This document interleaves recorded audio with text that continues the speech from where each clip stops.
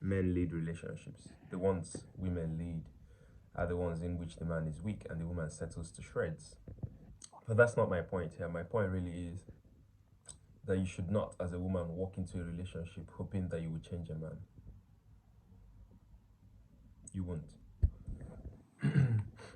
So he's the one who is more likely to change you for good or for worse.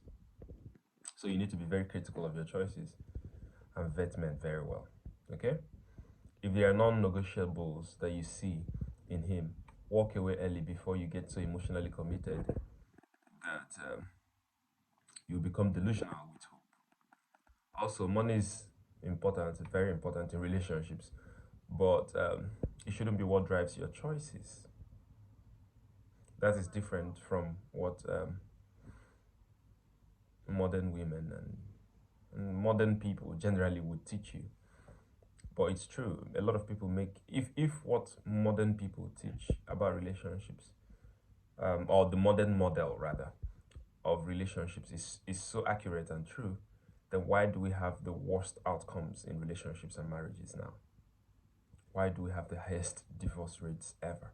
It means that there is something that is new and progressive, but terribly wrong that we are learning and applying. Okay? So again, money is important, but it shouldn't be what drives your choices. If it is, you will make huge mistakes for many reasons. For one, you are capable of making money, and when you do, you realize that you need more than money to be happy and fulfilled in a relationship. Okay. Secondly, money has wings and can fly away. So, say you choose the highest bidder, in quotes, the man who makes the most money. And what if his source takes a hit tomorrow? And you probably do that out of, the natural hypergamy of women.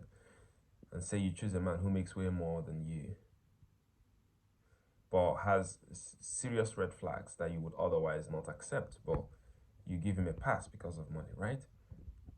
So, what if his finances take a hit in the future and he goes way below you? What do? Walk away? Um, let's say you walk away, which sounds like a tenable option nowadays, and then you walk away. What are your odds in the sexual market as a returnee? Your odds are very dire because single women have it really hard with relationships.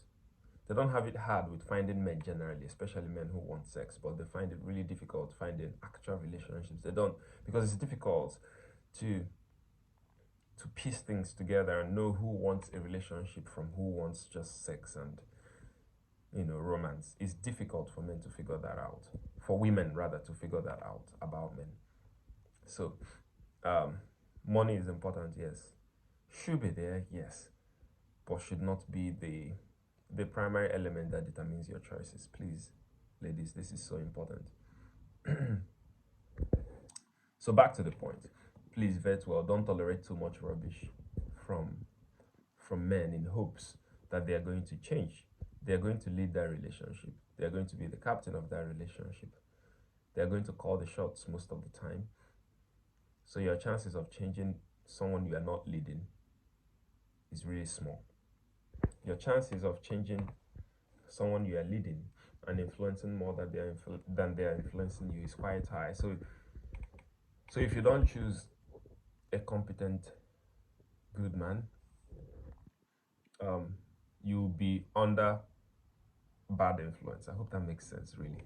So if you choose the wrong man, it's like submitting and subjecting yourself under bad influence. And a good reason for women to choose a good man is so that you'll be under good influence. You'll be under the leadership of a good man and a good influence. And this sounds funny to people who don't understand how this works. Um, but women choose men who are better than them in more ways than they are better than the man. And that is very reasonable. Okay? That is absolutely okay. So, but if you make the mistake of choosing a man you are better than in more ways than he is better than you, then it doesn't directly translate that you're going to change him and make him better. No, because he will still lead the relationship anyway, even though he is incompetent and terrible. So it's like that's when you really, really settle. When women think they're settling when they marry a man they're making more money than that's not settling. Okay. because in the long run he'll make more money than you anyway. Okay. Um, there are so many reasons for that. That's a different subject. But you are really, really settling when you are more competent than him in more ways than he is competent than you. Okay? That's the real settling. Okay? So, and that's the one you should not do. All right? About money, money can be worked on. You can work with a man and both of you can make money together. But both of you cannot make character together. There are things you don't want. Um, don't accept the man and hope that those things will change. Most of the time, it's not going to change. I hope this helps someone out there. Have a nice day and cheers.